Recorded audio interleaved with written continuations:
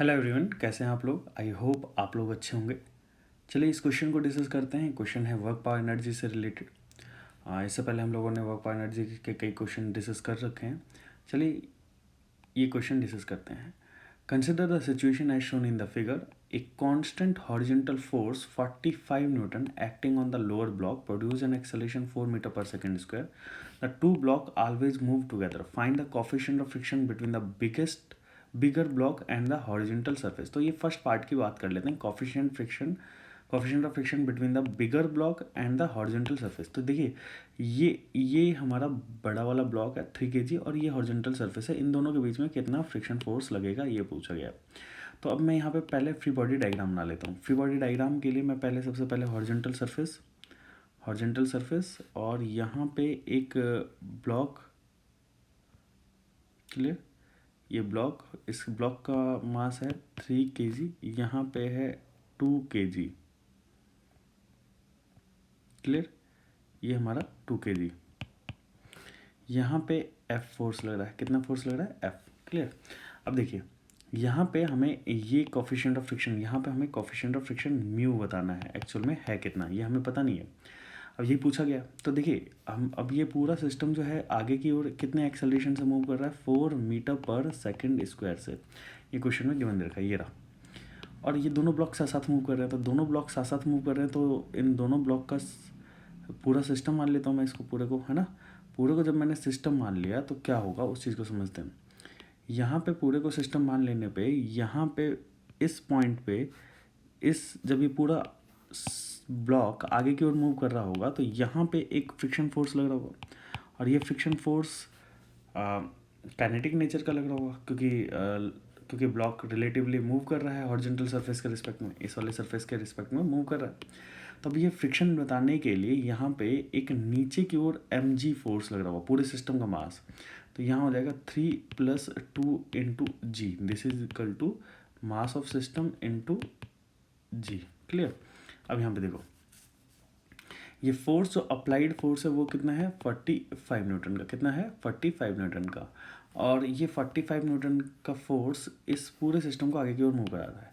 तो 45 जो कि F फोर्स माइनस FR के that is equal to mass of system into acceleration, ठीक है। माइनस FR की वैल्यू कितनी हो जाएगी यहाँ पे? FR की वैल्यू हो जाएगी 5 × g, है ना। 5 × g that is equal to mass of system. अच्छा सॉरी, यहाँ पे ये तो नॉर्मल फोर्स है ना, सॉरी यहाँ पे ये तो नॉर्मल फोर्स होगा, ये लगेगा नॉर्मल फोर्स की वैल्यू कितनी हो जाएगी यहाँ पे? 50 न्यूटन, क्लियर। यहाँ पे अगर आप ध्यान से देखें तो ये mg फोर्स और ये नॉर्मल फोर्स दोनों बैलेंस करेंगे, n की वैल्यू कितनी होगी? 50 न्यूटन।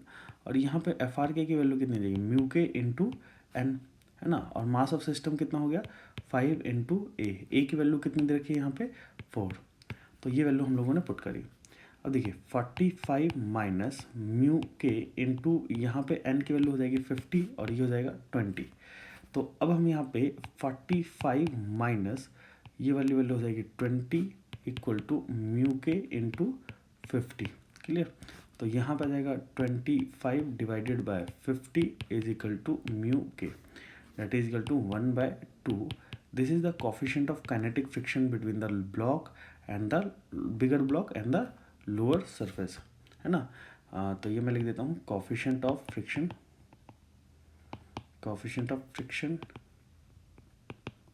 बिटवीन यहाँ पे between lower block and horizontal surface, इन दोनों के बीच में लगने वाला फ्रिक्शन फोर्स होगा, क्लियर। अच्छा एक और चीज़ समझते हैं, यहाँ पे बी पार्ट में क्या बोला गया है, बी पार्ट को भी सॉल्व करते हैं। देखिए यहाँ पे अगर आप थोड़ा सा ध्यान से देखें तो friction acting on the upper block, friction क्या लगेगा ऊपर वाले ब्लॉक के ऊपर। तो आप लोगों ने इस टाइप के क्वेश्चन को फ्रिक्शन के चैप्टर के अंदर क्वेश्चन को सॉल्व करा होगा, तो अब उसी को हम लोग यहाँ पे रिवाइज करने वाले हैं। जो हम लोग 2 ब्लॉक प्रॉब्लम के अंदर सेकंड स्टेप क्या करते थे, हम फ्री बॉडी डायग्राम बनाते थे। तो यहाँ पे सेकंड स्टेप नंबर 2 मैं यहाँ पे लिखता हूँ, make the free body diagram, make the FBD FBT जब मैं बनाता हूँ तो क्या बनेगा, यहाँ पे अपर ब्लॉक के लिए ये अपर ब्लॉक, इसका मास 2 kg और ये आगे की ओर एक्सेलरेट कर रहा है 4 मीटर पर सेकंड स्क्वायर से। और ये हमारा है लोअर ब्लॉक। लोअर ब्लॉक की वैल्यू कितनी है, यहाँ पे लोअर ब्लॉक की वैल्यू है 3 kg, 3 kg। अच्छा यहाँ पे समझिएगा फ्रिक्शन फोर्स, ऊपर वाले ब्लॉक के ऊपर फ्रिक्शन फोर्स इधर लगेगा और वो कैसे लगेगा, स्टैटिक नेचर का, क्योंकि दोनों ब्लॉक साथ साथ मूव कर रहे हैं। इस वाले ब्लॉक के ऊपर फ्रिक्शन फोर्स स्टैटिक नेचर का इधर लगेगा, काइनेटिक इधर लगेगा F(r)k और यहाँ पे F = 45 न्यूटन लग रहा होगा। अब बोला गया कि भाई दोनों ब्लॉक अगर साथ साथ मूव कर रहे हैं तो यहाँ पे लगने वाला फ्रिक्शन 2 kg और 3 kg के बीच में लगने वाला फ्रिक्शन फोर्स कितना होगा, तो यहाँ पे FRS स्टैटिक फ्रिक्शन जो है वही इसको मूव करा रहा है। स्टैटिक फ्रिक्शन की वैल्यू कितनी हो जाएगी, 2 × A, तो 2 × 4 = 8 Newton. This is the static friction acting between these two block. अब हम बात करते हैं थर्ड पार्ट, सी पार्ट की बात करते हैं। तो थर्ड पार्ट में क्या हो गया, थर्ड पार्ट में क्या बोला गया है, work done by the friction on the upper block during the displacement 2 metre of the system. तो यहाँ पे क्या बोला गया, work done by the friction on the upper block during a displacement 2 metre of the system. तो अब यहाँ पे वर्क डन बाय फ्रिक्शन पूछा गया, क्या पूछा गया, work done by the friction on the upper block during the displacement of 2 metre. मतलब कि जब ये पूरा सिस्टम आगे की ओर 2 मीटर मूव कर जाएगा तो कितना वर्क होगा। तो अगर आप थोड़ा सा ध्यान से देखें तो ये 2 kg का ब्लॉक और ये आगे की ओर एक्सेलरेट कर रहा है कितने से, 4 मीटर पर सेकंड स्क्वायर से। इसको मूव कराने वाला फोर्स कौन सा, आगे की ओर मूव कराने वाला फोर्स होगा स्टैटिक फ्रिक्शन। तो स्टैटिक फ्रिक्शन इसको आगे की ओर मूव करा रहा है और कितना मूव करा रहा है, यहाँ से यहाँ तक 2 मीटर का डिस्प्लेसमेंट हो रहा है। क्लियर, तो 2 मीटर का डिस्प्लेसमेंट हो गया, 2 मीटर का डिस्प्लेसमेंट हो गया। तो वर्क डन होता है FR static into displacement vector, ये होगा।